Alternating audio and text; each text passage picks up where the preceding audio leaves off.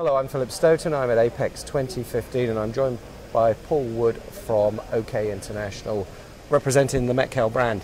You've got a new product, the Scarab, at the show here. Tell me a bit about the product and what demands have driven you to develop and release that.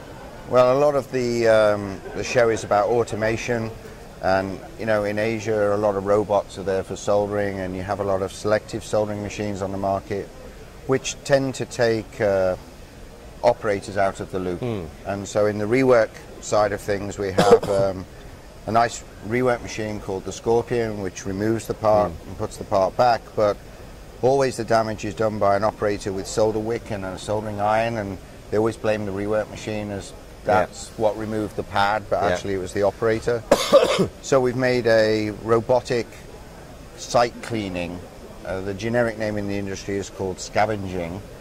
We've called it Scarab, which is an Egyptian beetle that eats up mess from the floor, and so it was a good way to get the name out there. The name Scorpion has been very successful as a name. So we're taking the soldering iron out of the operator's hand. They're not using wick and scrubbing.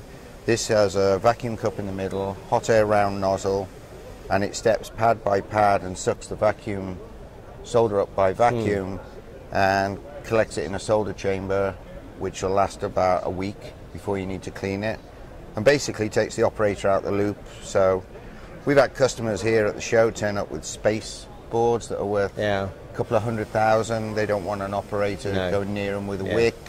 On the other side of things, you have a cell phone where somebody using wick and they knock all the adjacent components off. So it's a pre-launch, and we envisage selling them by the end of the second quarter. Okay, and a good response here, clearly. Yeah. The idea is to take the site cleaning.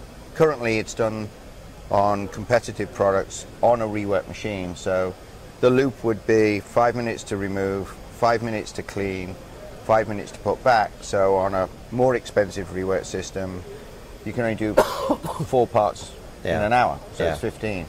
So the idea is one machine is the Scorpion, one machine is the Scarab, one operator can run both. Okay, so it's and the yield is like 50% more throughput. And the list price is, in the 25,000 range. Okay. And then the Scorpion is similar. So somebody who hasn't got a rework machine, okay, it's a capital purchase. But the beauty about this product being separate is we're glad you bought somebody else's rework machine and you're having problems cleaning.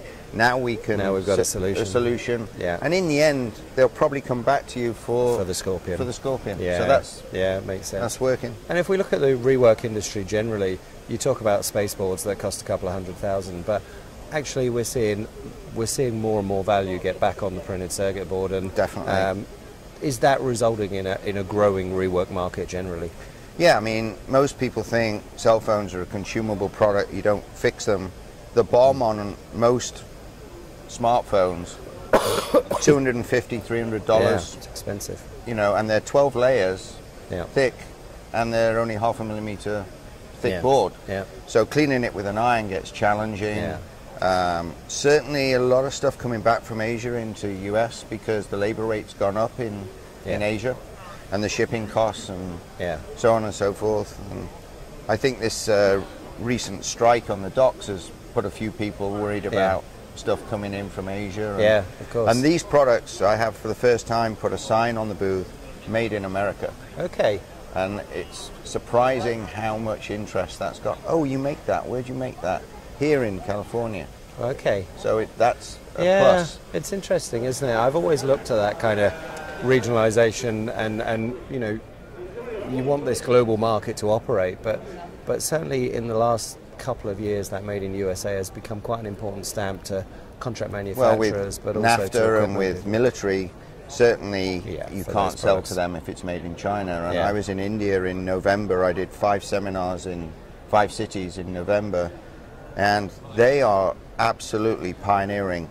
Cannot buy Chinese made products. Right. And they're making laws and things like this. So it's a challenge to make a cost-effective product in America, sure, but the people that, made in Britain, made in Japan, and made in America Yep. certainly helps. Yeah, it's important. But you know, as a global company like OK International, you are in that nice position that you can manufacture in all the regions for the region. And We've that's- always that's manufactured valuable. our capital in the corporate headquarters, Yeah. whether it was in Yonkers, New York, or Menlo Park, or Yeah. Garden Grove, because we want to protect our intellectual Yeah. secrets and patents, and Well, I think it's important.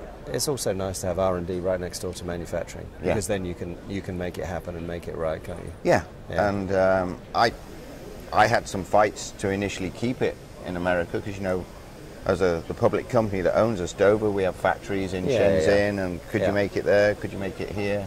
Yeah, you could, but I want it made in America, and, Yeah, and so we do our made it a customers. metric machine as well, so yeah, that was Yeah. another challenge. Challenge to teach them Yeah. the metric system. Yeah, so I'm sure you've done that It's been well, very Paul. successful. Good. Thanks for stopping by. Congratulations on the new product, and I'm sure it'll be a success. Thank All right, you. thank you.